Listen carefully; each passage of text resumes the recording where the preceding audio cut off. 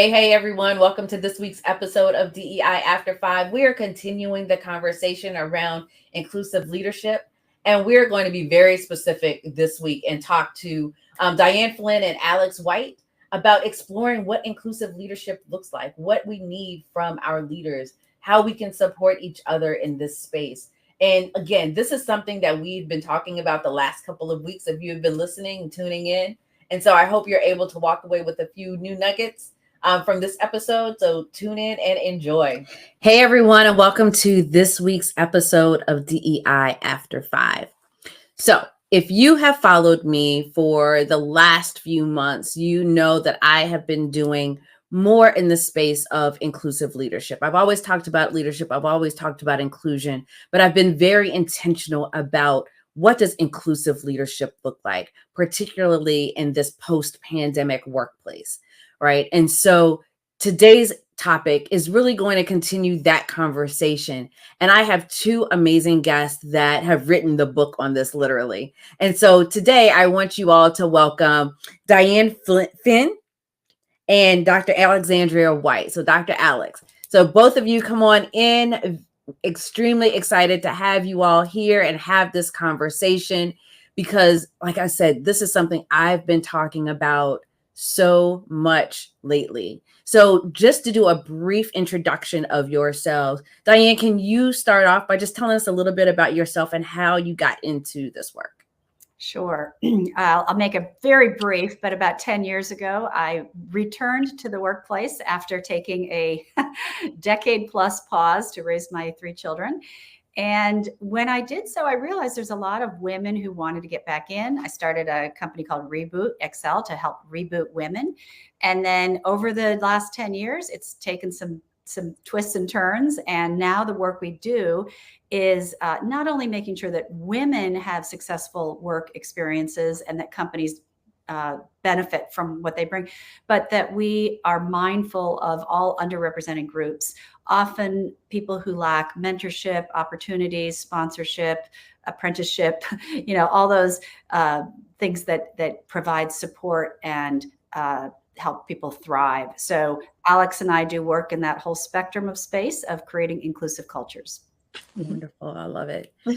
And Dr. Alex, tell us a little bit about yourself and how you got into this work as well. Well, my life is this work, right? Being a product of the South Side of Chicago, having 5 brothers, often being the only woman of color in spaces. My background is really in academia and higher education. My research interests are social justice, equity, and ethics. But my really turning point where I decided I wanted to intentionally do this work, be an inclusive disruptor, was the murder of Trayvon Martin. It was the same age as one of my brothers. And then ever since then, it's been research, workshops, how to have conversations, courageous conversations with people that you agree with and disagree with. And then, of course, being that inclusive disruptor that challenges you in an inclusive manner on thoughts and things that might not be inclusive. Absolutely. I love it. Mm-hmm. So I want to hear from both of you. And Alex, I'll start with you. How are you all defining inclusive leadership? Because I think there's so many different ways that people look at inclusion and leadership and pull them together. So how, based on your research or the work that the two of you have been doing, how are you all defining inclusive leadership? And so that's where I love what I do, because there is not a one size fits all. I am not going to give you a definition. We're not going to do Google. We're not going to do Whip Mary. Right. We're going to do things that tangible things that people can do to be inclusive. And so when someone says, oh, I want to be an inclusive leader, I start firing off things. Are you humble? If you've been doing this work like me and Diane, are you humble and can you take direction? Do you rest on your status quo? Are you challenging the norms and the whys? Are you that lifelong learner? Do you step into courageous conversations? Do you provide brave spaces? I don't say safe spaces. I say you provide brave spaces. And then you look around and see, what are your advantages? Am I able-bodied? Do I have a job? What are my advantages that I can help others? And so, no, I'm not going to give you a definition. I want to give you tangible things that inclusive leaders do. And so that's what I do when someone said, well, what's the exact definition? And so some of those are some of the things that we say. And we also have this in the book as well, which is a lot more defined in what it looks like as an inclusive leader. I appreciate that response, because I think so many people get caught up in checking the box of, okay, this is what it is. And so I'm doing this, I'm doing this, I'm doing this. But what I heard from you was not just the doing, it's the intentionality behind it. Like, how meaningful and intentional are you with these actions? Diane, let me kind of go to you with this, because what I heard just now also was a lot of introspection. And there's so many leadership models. And when we were kind of prepping for this, I shared, I'm working on a new model framework around inclusive leadership. But there's so many older models, I'll say it that way, older models that look at leadership as this very external thing, what you do for the people, what you do. But again, going back to what Alex just said and the work that you all do, there is some introspection that takes place. And so what are some of the things that people really need to think about when they are looking at how they're showing up as an inclusive leader for them, like internally? I have a few things to say. One is a follow-on from Alex's comment, but when you said for the people, I like to use the word with the people. We are, I think an inclusive leader says we are in this together. I am not here and you're not here. We are here. I want to listen to you. I want to hear you. I want to see you. When I think of what does inclusive leadership look like, I think of just a simple metric. Do people feel like they belong? It's really as simple as that. And if a company says, I don't know, I said, let's start with your engagement scores and let's look at them. And you know what? We always break them down by age, gender, ethnic group. And it's really interesting. Leaders can think it's a egalitarian place or a meritocracy. But when you look at some of these scores, we frequently work with companies who have huge outliers for their Black population, their women in certain divisions, and so then they bring us in and they say, let's unpack this. What's going on? Is it the leader style? Is it, it could be a myriad of things. And then we start to diagnose. So, it's really, it has to be very tailored, has to be very specific. I will say that rarely have I seen an inclusive culture that doesn't have a leader who messages and models it. If it doesn't come from the top, it's very rare that it will cascade down. And you can do little things within your units or business, but if your ultimate leader does not subscribe to this, I have found I won't even work with companies for the most part where the leader doesn't think it's important, because they're not going to put the resources behind it. And it is going to become a little bit more of a check the box. Yeah, I'm nodding in agreement. Because a lot of what you're saying is the work that we do as well too, right? We actually have moved from the engagement to psychological safety, but we look at it the same way. We look at it by demographics, because if I don't feel psychologically safe, I can't speak up. I don't feel like I'm included. I don't feel like I can contribute. Like, all of those things are tied in. And so when you're looking at it by those demographics that you mentioned, right, it does tell a very different story. And it does open the eyes of lots of leaders, because one of the things that, we've done and I've talked about on the show has been a shifting of people managers to people leaders, right? Because you're not just managing products and processes and, all of that. People are people. And so how are you leading them? How are you helping to motivate them and empower them? And that's all part of leadership. So when you all created this book, right, what led you to say, okay, this needs to be put in a book format? So Diane, can you tell us a little bit about why, what was the impetus for that? Sure. And I'll give a shout out to Alex. But so we do sessions all the time with leadership groups, with companies, sometimes boards, sometimes executive teams, sometimes entire companies. And when we do these, we use an anonymous text number, because we know that a lot of people are uncomfortable asking questions in this space. They want to learn, but they don't want to be embarrassed. They don't want to be shamed, or, we never want anyone to feel shamed in this space, because you're not going to learn if that's the approach. So this anonymous text number is a way for people to send us questions they might be afraid to ask. I'll give you one that we get all the time. I would like a woman or a Black person to be on my board. Can I just ask them and not feel like I'm calling them out for their gender or their ethnicity or their skin color? And so that is one we unpack in here. And the answer is yes. And that's how we are going to make progress is, you need to be authentic and open and tell them, we want your perspective. We are missing some key voices, and yours is one of them. And, would you be a trailblazer and join our team to make us more sensitive and aware? And, one graphic we love is the one from Frances Fry, who is a professor at Harvard Business School. And we always share this in our trainings. And really simply, there's a homogenous team where you're sitting in an echo chamber and you move fast and make decisions quickly and everyone's really happy. Yeah. But then you have, on the one side, you have a diverse team. But this diverse team is not managed with psychological safety. People don't feel comfortable speaking up. And what she argues is that it's better to have a homogenous team where people talk and share than a diverse team where everyone is, zipped. And so, but, the best thing, of course, is the diverse team with the psychological safety, where you are really benefiting from all these different perspectives and viewpoints and fresh thinking. And so the crux of our work is, how do you move people from these homogenous teams or these diverse teams into this more effective, inclusive team?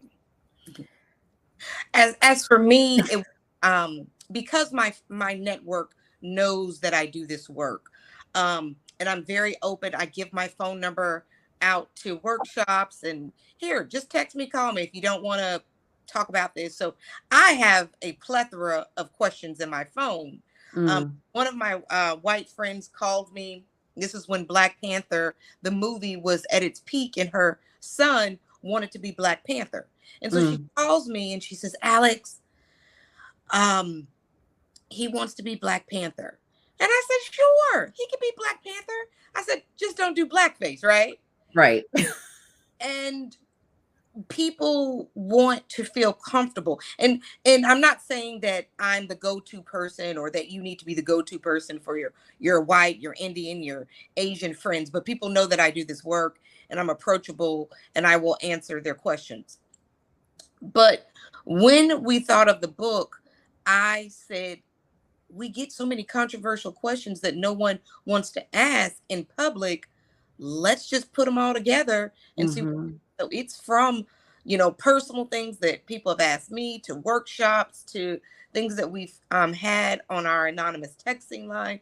So it was just a good mixture, good salad of questions that we have gathered along the way.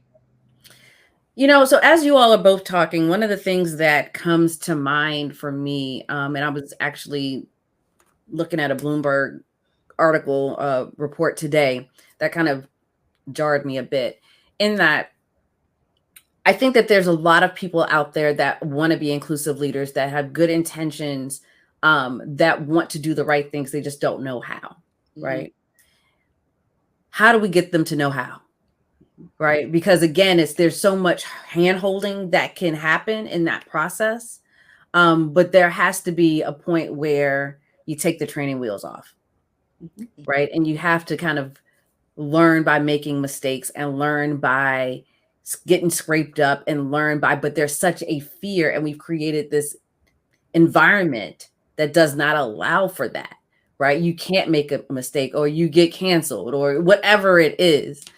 So how do you encourage people, and Diane, I'll throw this out to you. How do you encourage people to take those training wheels off? Thank you. It's a great question. And that's exactly why we wrote the book, because people, I think for the most part, people want to do and say the right thing, but they are paralyzed because they don't know how.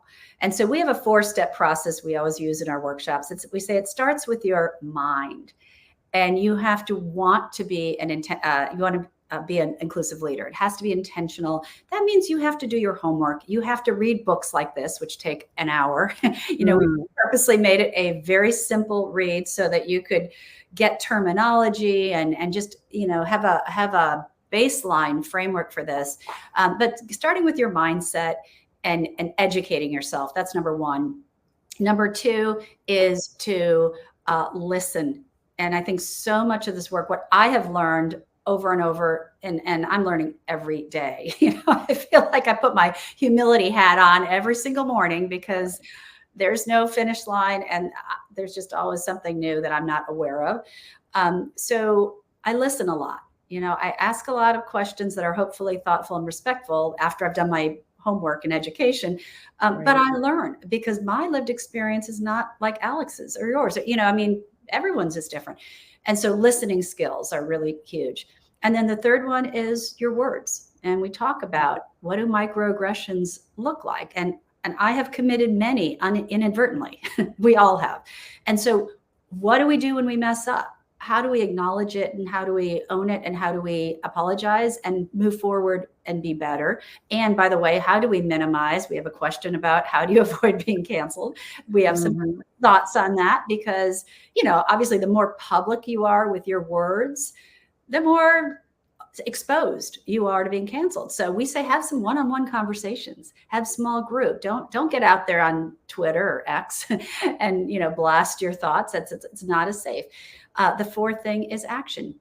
It's good to know it in your head and know the words, but unless you step into allyship and when you see someone using a racial slur or an inappropriate joke or a microaggression, what are you doing to step in and help everybody raise their game? And again, without blaming, shaming, it's, hey, this is something we should all be aware of. I'm so glad that you said that about allyship, because that's a term that I'm not a fan of.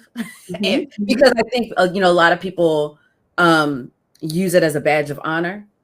Like, oh, I'm an ally. And I'm like, really? Because based on what you've said and done, I wouldn't necessarily consider you an ally.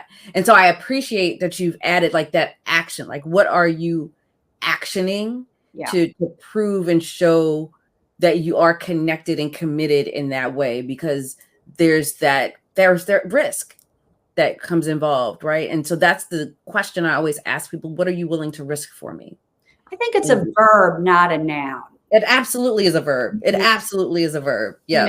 We talk in our workshops. How do you amplify the quieter voices around the room, or the voices that are being spoken over or shut down, or people are taking your idea as theirs? That's an act of stepping into allyship to make sure that voice is lifted. Absolutely. And expanding on what allyship is, because the allyship, you can be an active bystander or you can be an upstander. A bystander is, oh, I really did hear that misogynistic comment, I'm going to write an email. Or you can be an upstander and say something to that person in the moment when they say that misogynistic comment. And so allyship is that action and what it looks like, whether you're going to write an email or you're going to confront in the moment right then. Yep, absolutely. And so we talk about on that quick note, we talk about time, place, manner, relationship.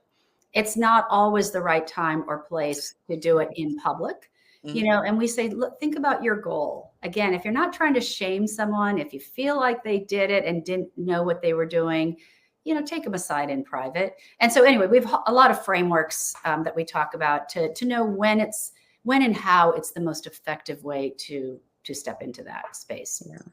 And again, I appreciate that, because so many people, they're just like, tell me what to do.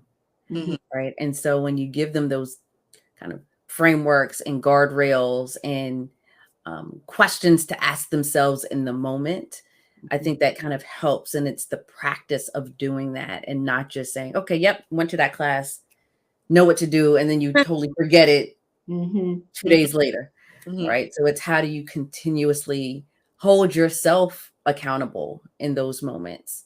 So I love that. What was one of the most challenging questions that you all either put in the book or didn't put in the book? Give that to you, Alex. I think the woke question. That's the same one was on my mind. Both have the same reaction. It's so interesting. It's so interesting how people have now used it to divide people, and you're too woke and you're not woke enough. Sasha, I don't know if in your circles people have said you're not woke enough. Like, I have dealt with people who do our work, who look like us, who tell me I'm not woke enough.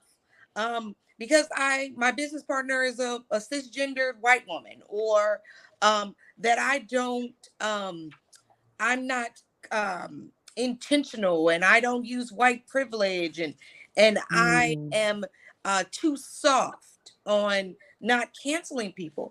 And so when we get the question about woke and these politicians and people saying things to us, that was the question that was so impactful to me, because I have been called all of the above, too woke, not woke enough.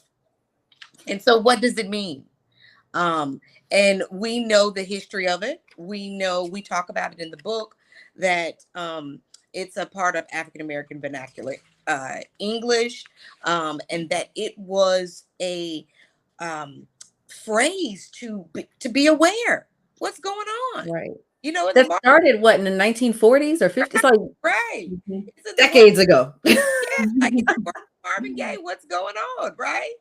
And so now it is weaponized. It is weaponized to say we are it's radical and it's not inclusive, and we want to do this and that. And so I think that question, it was personal to me.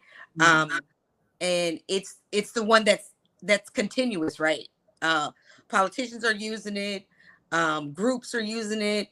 I just saw someone had a shirt on campus yesterday, said, I'm woke, and I'm gonna stay woke. And so it's all these things that have made it to main culture. And so that is in the book. And the question in the book says, what does it mean to be woke? This word seems to be used in a variety of ways. And so we did the history, we did what it mean, and then we left it up to the reader to understand how the word has evolved and what it means to them. Yeah. Diane, you kind of jumped at saying that was the same question. That was, I think in general, what I would say about our book, I read an article this week in the Wall Street Journal about how most DEI trainings are going wrong. They don't work. And I was actually really excited to read the article, because at the end it said, here is what does work. And I do believe firmly that Alex and I take that approach that does work. We've been called in over and over by clients. Sometimes we have a large Fortune 100 client. We come in every month and do sessions with their employees, because it's all about meeting people where they are. Don't think we can assume everyone needs to be at point B tomorrow. People are on a spectrum. We've got people that don't even understand why they need diversity on their teams. So if that's where they're at, then we can't go to here. We have to say, well, let's just start with talking about, and we share an example of, we put up a picture of some of the early cell phones, and we say, why didn't these work for 10% of the population well? And the answer is there was no one left-handed on their team. So it's a very safe, simple way to say, okay, you don't have a left-handed person, you're going to make us an inferior product. We know cars weren't tested with women and children and airbags, and a lot of people died in those early years. So we kind of handled some people to, let's talk about why you need more different perspectives on your team. And we all know about all the products that don't, read darker skin, like air dryers and pulse oximeters during the pandemic. We know about, there's just a lot of product and business misses when you don't have different perspectives. And so for some people, that's where we have to start. Let's just talk about the business case, because they're not ready to, dive into pronoun use. Right. And the last thing we want to do is like turn people off. And Alex and I have this conversation all the time, because we have lots of clients that headquarters are in very conservative states. And I'm like, we cannot go there yet because, we've been brought into clients who have had much more progressive DEI consultants, and they were just so turned off that they couldn't hear a thing that the group said after the first paragraph. And so we've been brought in to do a redo, and have had much better success. So I just approach this as a human, as it's a humane thing to do, to treat people well. And we just kind of lead people through the journey. Yeah, it's funny because as you both are talking, I'm kind of thinking of my process and how I work with clients, and I call it sneaking in the vegetables, right? So like we talk about these things in a way that it's the outcomes of diversity, equity, and inclusion without it being stopped at the door because of the politicizing of diversity, equity, and inclusion. Mm-hmm. And so like, let's talk about what does it feel to be inclusive, right? What does that look like? We want to make sure everyone feels valued, seen, heard, and connected. No one can disagree with that, right? So what do we need to do in order to get there? And how do we do that to make sure everyone we have to look at the demographics, we have to look at the data, right? And all of those data points and the intersections of that data. So I'm like nodding my head in full agreement with the two of you, because this is the direction of the work, right? In order, and we're hearing there's a lot of canceling of DEI, a lot of the teams that are being dismantled. But I think it is in reaction to exactly what both of you are saying, right? It was this very extreme swing of the pendulum post George Floyd. And now it's swinging back to this anti-woke, whatever that is, rhetoric. And so it's like, how do we kind of meet in the middle where we are meeting the needs of everyone, but also moving forward, because understanding some of the ideology around who needs to be excluded is not inclusive at all, right? So it's how do we kind of swing that pendulum back a bit so that we're not losing anyone in the mix. So I truly appreciate the work you're doing. So I'm gonna do a little bit of a pivot and want to hear a little bit from you on, what do you do to take care of yourselves as you're doing this work and filling your cups? Diane, talk to me a little bit about what you do. I call Alex and say, help me out, Alex. No, I mean, it is hard work. We do a related piece of work, which is around, we run leadership programs. And initially they were for women to give them the skills and support and network they need to succeed and thrive. All of our clients now have broadened it to men, which has been a really good thing. And I think with the Supreme Court ruling, that's a necessary thing. But that work we do is just like all feel good, because we just raise them up. This work where we're going in and taking people who maybe don't want to be at an inclusive leadership session, and kind of have a mindset about it before they even start, it's hard. I mean, it's a lot harder just emotionally, physically, than the leadership work. And, we always survey our clients afterwards. How did this go? Because we always want to improve. We have growth mindsets, and we recognize we're not perfect, and we have changed things all along. But, you always get a few people who just didn't like what you had to say. And to me, that's the hardest part. And I've developed thicker skin for sure. But I'll call Alex and just say, darn it, we didn't get through to that person. And she's like, Diane, if we get 95%, we're in the ball game. So for self-care, I guess, having somebody to just share the work with, and to build you up. I do a lot of self-care, walks in nature. I do some meditation. My prayer life is very important to me. Having balance. I have 3 kids and a grandchild, which is why I'm in Austin visiting my children this week. I'm having dinner with them tonight. So just kind of keeping the perspective that you do as much as you can in the workplace, and then fill your tank with people and activities that bring joy outside of work. I love it. Love it. Dr. Alex, what about you? How do you fill your cup? Oh, I just ghost people. I won't answer emails, phones. I love it.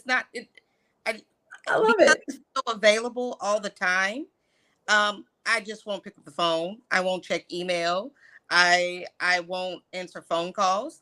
And my therapist said people have to be okay with that, and that they are not, they will be okay.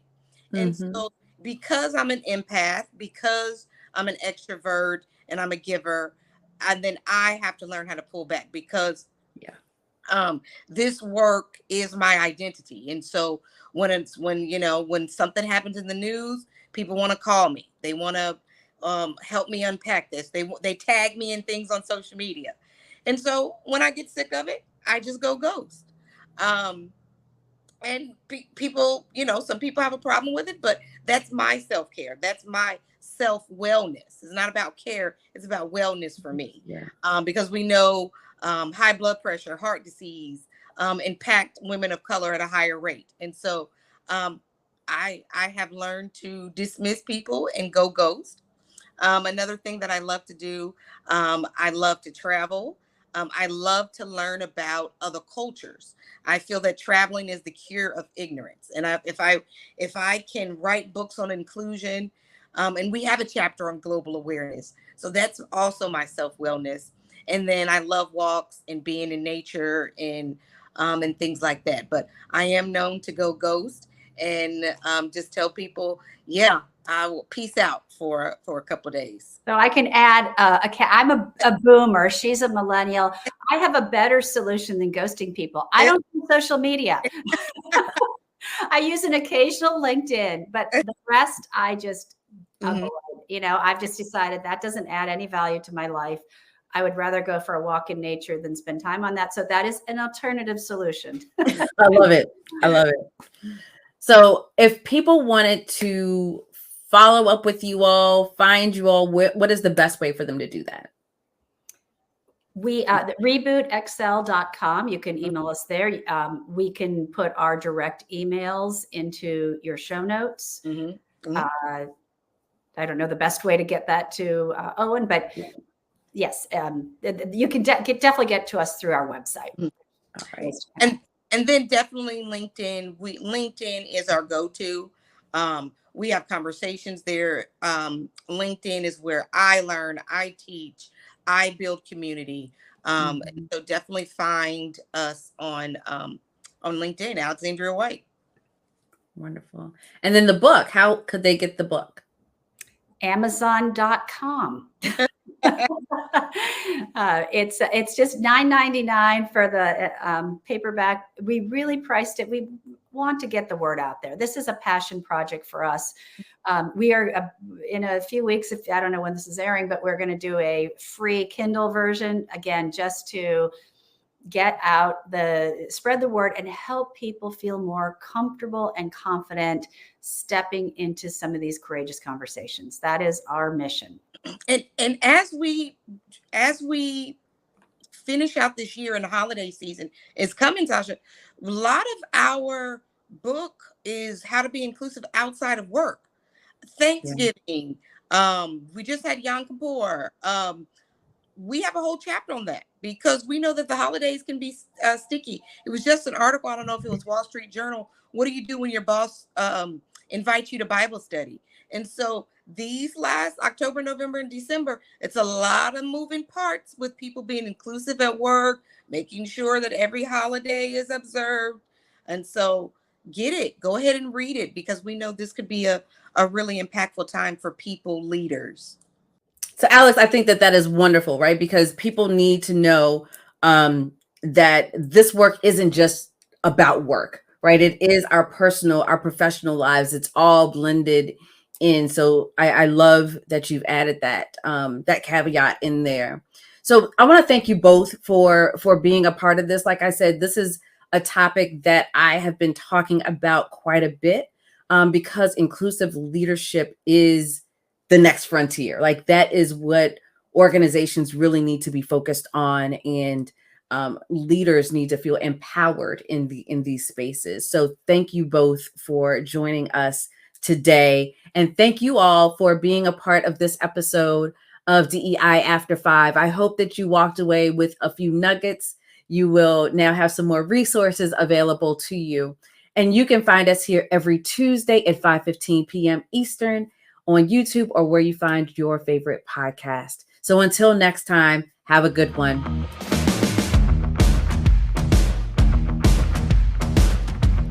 DEI After 5 is produced by the Leon Thomas Group. For more information, go to theleonthomasgroup.com.